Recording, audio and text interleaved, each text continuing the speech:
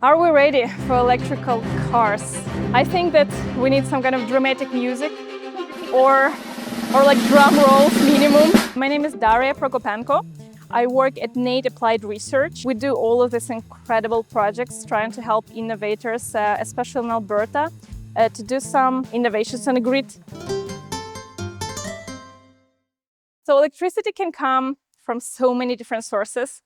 If we're speaking about Alberta, the prime electricity source would be natural gas. Also, there are a lot of wind farms and solar farms. However, it's impossible to know exactly which sources of electricity provided the electricity to a specific home in specific time, because this is always changing depending on weather, depending on the total load in the city, in the neighborhood. We have this electric system operator who decides, who predicts and forecasts, and can actually decide which electricity generation can go where, depending on the situation. If you're interested, there are incredible real-time websites where you can actually see how much is generated in like natural gas or wind or solar, or were there any energy taken from the battery or energy storage. So there are multiple reasons that might cause power outages.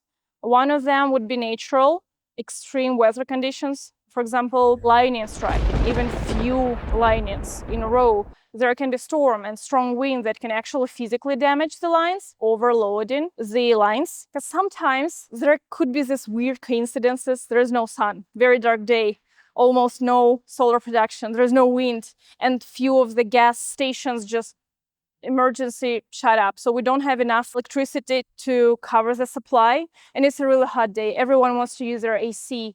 Everyone wants to charge their electrical vehicles at the same time and use all of the appliances at home. So it creates this unbalanced load versus generation. And if we don't have enough backup of storage that could help us cover that peak, the power lines could collapse. However, I want to say that in recent years, utilities and electric system operators work incredibly hard in forecasting those type of situations. They have all of those risk mitigations, and forecast in 10, 20, 30 years, depending on how many vehicles we have, or imagining that people might install a lot of AC in their homes. So they really take a really good care of us.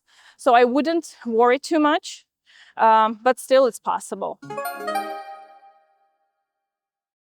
I think that we need some kind of dramatic music or like drum rolls minimum. Are we ready for electrical cars? I think this is the most important and crucial questions that I've hearing so far from everyone. So I want to say, if we just take thousands of electrical vehicles, start charging them at homes, and just implement fast chargers all around the city with not really putting too much thought into it, no, we will not be ready, for sure. But I'm a true believer in the art of small steps. So I really think that by implementing those small steps, starting with our own perception of the situation, we can be ready by the time when we will have this necessity to have the majority of our cars electrical. We need to think how we can actually adapt. So one of the things that we've done as a Center for Grid Innovation, we were looking into, like, do we need fast chargers? How often do we need even like level 2 chargers? Maybe we can go with like level 1 really slow chargers. So for example, we took the heating plugs that are available and are implemented in our infrastructure and just had a look, like, what would it take to actually transform them into level 1 charger? This is a slow charger. It will take you like few hours, but can you imagine if each workplace just transform their heating plugs into slow charger? It will allow people to come to work, charge their vehicles, and go back home without needing any extra infrastructure. So this is one way to go. The second one, what if we charge all at the same time, right? It will, of course, put incredible load on our neighborhood, on our home itself, because each neighborhood has a transformer with limited capacity. We cannot overload it. So everyone should be very mindful about how much we can actually use inside of one house, inside of neighbors. So right now, some of the neighborhoods, they started updating their transformers slowly. We don't need to do it in one day. So again, mindfulness and small steps.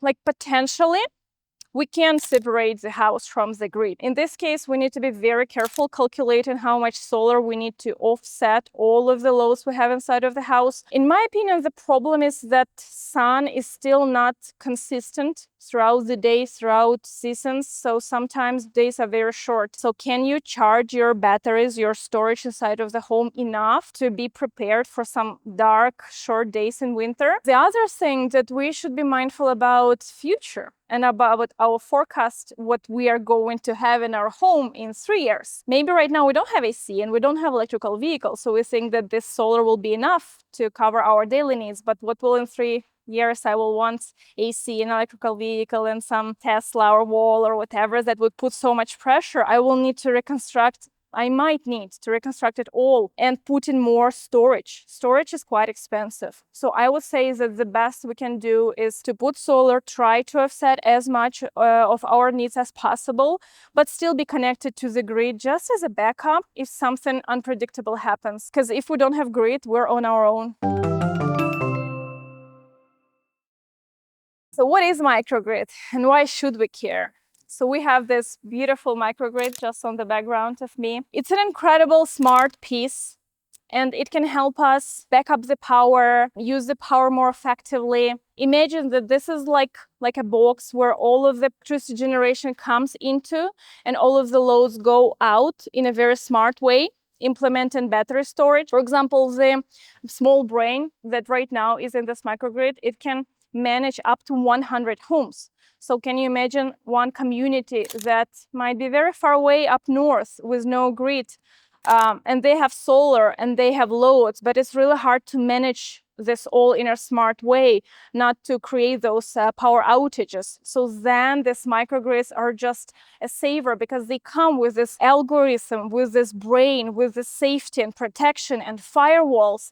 Because actually one of the reasons for power outages might be software and some glitches in software too, and in safety, or the failure of equipment. So microgrids have it all. They have backup, they have alternative routes, or how to supply load if there is no sun, or if there is a failure.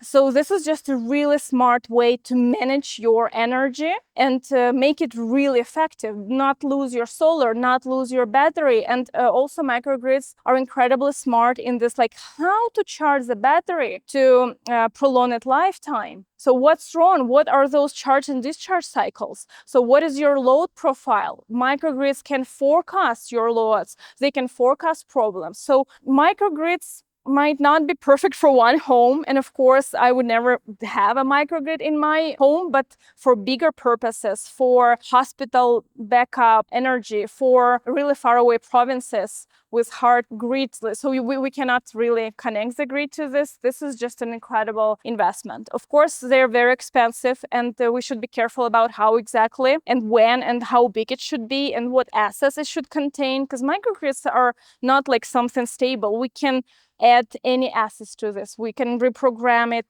to whatever needs we might have.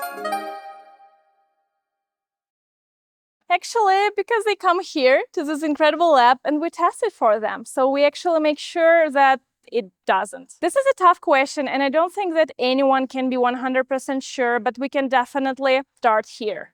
Because when you just develop new technology, it's innovative, no one tested it yet, it's actually the perfect time and place to just start observing how it's behaving.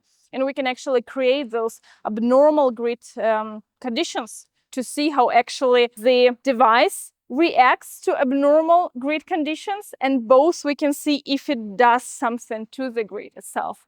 So that's what we actually do, and I think it's very normal not to know, because that's how we find out. Stick around, we'll have more interesting facts and more interesting video, but thank you for watching it.